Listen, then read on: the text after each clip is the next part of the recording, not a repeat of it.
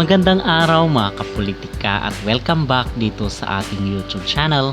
In this video is atin naman pong pag-uusapan itong nagwagi at champion dito sa The Voice USA na kung saan ay isang dugong Pinoy. Atin po siyang pag-uusapan at magbibigay tayo ng reaksyon dito sa kanyang controversial na pagkapanalo sa nasabing singing contest. Pero bago ang lahat ay huwag kalimutang mag-like at mag-subscribe na rin kayo para updated kayo sa ating mga latest issue. At talagang trending po, viral at pinag-uusapan ng mga netizen, talk of the town itong pagkapanalo ng ating kababayan dito sa The Voice America, kasi mga kapolitika, siya ang kauna-unahan na Asian at isang Pinoy pa po ang nanalo dito sa nasabing singing contest. But on the other hand, sa kabila ng napakarami po na nag-congratulate at talagang nagpaabot ng paghanga dito sa ating naging pambato sa singing contest sa The Voice America, ay controversial din po kasi dati mga kapolitika ay sumali pala ito dito sa Tawag ng Tanghalan at the same time dito sa The Voice Philippines. So nung time na yun is hindi siya nanalo obviously, and then nakipagsapalaran siya doon sa ibang bansa dito sa US, and ngayon ay siya na ang kauna-unahan na Asian na kung saan ay nagwagi dito sa nasabing singing contest.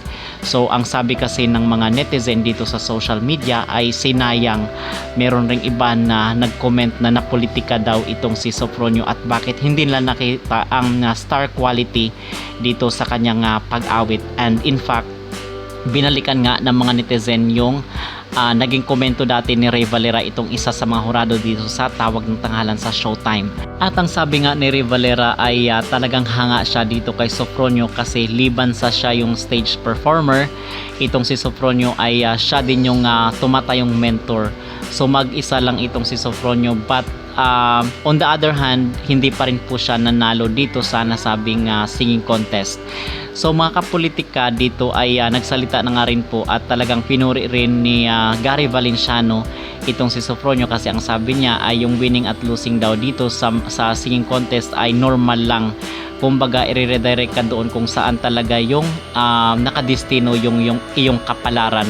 At the same time, yun rin naman po ang mga komento ng mga netizen na kung saan ay baka hindi talaga niya kapalaran dito sa Tawag ng Tanghalan, kasi baka nga doon talaga sa Amerika nakahanda itong si Sofronio.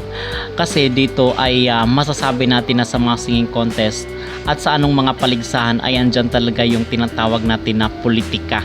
Okay, kasi maraming mga issue dati, especially dito sa mga magagaling na singer na sumasali sa Tawag ng Tanghalan, ay hindi po nananalo dahil daw baka masapawan daw yung mga veteranong singers. So kung merong mga masisikat dito sa kanilang singing contest, and then masasapawan daw ng sa limelight itong mga veterano at mawalan daw sila ng career. So yun po ang mga issue dati, which I believe na totoo po ito, kasi pag sobrang sikat, kasi ngayon ang talagang ang competition ngayon is dito na sa social media, not unless is marami ka talagang mga followers or mga supporters, doon ka lang nakakuha talaga ng mga bookings at nagkakaroon ka ng career. Kasi pansin nyo ngayon mga kapolitika, dito sa mga nanalong winners sa mga singing contest ay hindi na sila gaano kasikat dito sa mainstream television. At narito ang naging pahayag at papuri ni Gary Valenciano dito sa nanalo sa The Voice USA na kung saan ay isang dugong Pinoy. At ano rin ang inyong masasabi na kung saan is hindi nanalo itong si Sofronio dito sa ating bansa. Mag-comment down below at huwag kalimutang mag-like at mag-subscribe na rin kayo para updated kayo sa ating mga latest issue. There was always this smile on my face every time I would see him moving up, the ranks and all. But pag sinabi kong proud ako sa kanya, parang understatement yun eh. Kasi Sofronio is a reflection of the many who have countless times, endured winning and then endured losing. But even if, let's say, Sofronio didn't win it all, a true winner and a champion like him, yung losing is only a part of what makes a true winner a winner, a real champion. You don't become a champion unless you've learned how to lose as well. So when I saw his performance, sabi ko, ang panalo na to. Atin to. This is ours already. Kasi iba yung binanggit ko dati sa TNT na may kaibahan ng isang singer sa isang vocalist. Now it sounds the same, but it's not.